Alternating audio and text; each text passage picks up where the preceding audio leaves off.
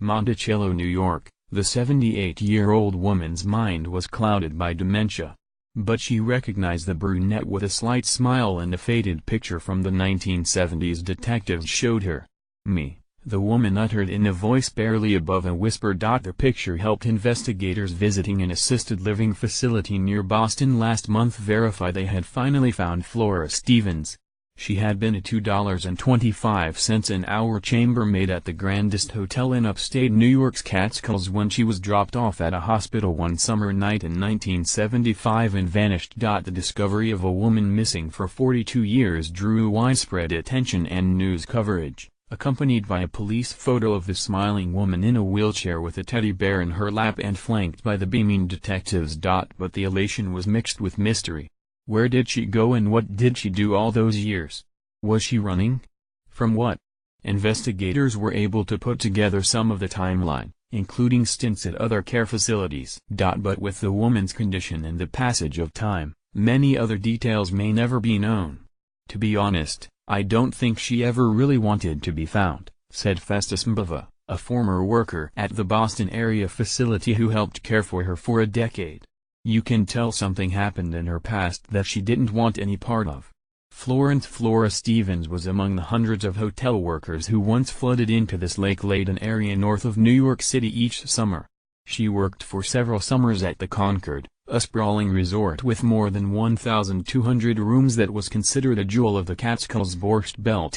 A Concord job application from 1975, signed Mrs. Flora Stevens in neat cursive, says she went to high school less than 2 hours away in Yonkers. The man she listed as her husband, Robert Stevens, worked there, too, though it's not clear what he did there. Police have not confirmed they were actually married. Her application includes no phone number or local address. She listed an address in Seattle. On the evening of Sunday, August 3, 1975, 36-year-old Flora Stevens was dropped off by Stevens at a small hospital a couple of miles from the hotel in Monticello, at the time a bustling tourist hub. 2 hours later, he came to pick her up. She was gone. Authorities say they cannot divulge why she went to the hospital that evening because of privacy laws, and they don't know what she did once she was dropped off. But there was a bus station nearby, and she might have had some money that Sunday evening. She had just been paid, probably had a weekend full of tips in her pocket, said Sullivan County Sheriff's Detective Rich Morgan. Robert Stevens reported her missing soon after. Transient summer workers disappeared all the time, and this one didn't even merit a story in the local weekly. But Art Hawker, a young sheriff's detective in 1975, said he gave this case extra attention because with her last being seen by a companion, it raised red flags.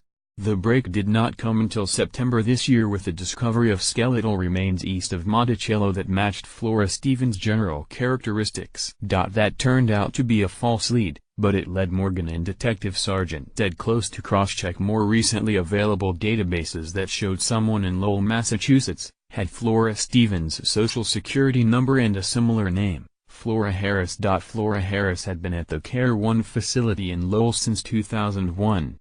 She had a court-appointed guardian from New York State, which paid her bills. The record is spotty before then, though authorities said she had a previous guardian from about 1987 and spent time at least part of that time in care facilities in New York City and New Hampshire. Mbava, who left Care One last December, said the woman rarely talked about her family other than to say she came from a bad marriage and her husband had been abusive.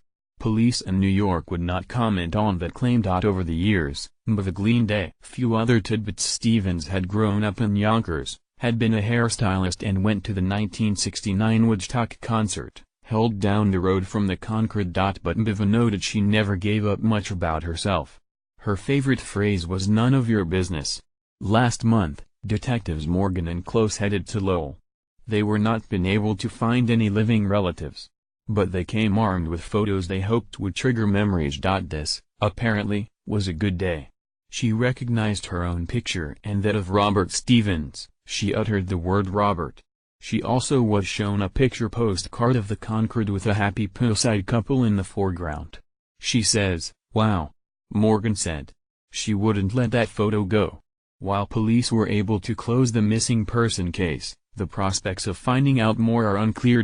Robert Stevens died in 1985. The Concord closed in 1998. The hospital where Flora Stevens was dropped off is abandoned. And the woman at the center,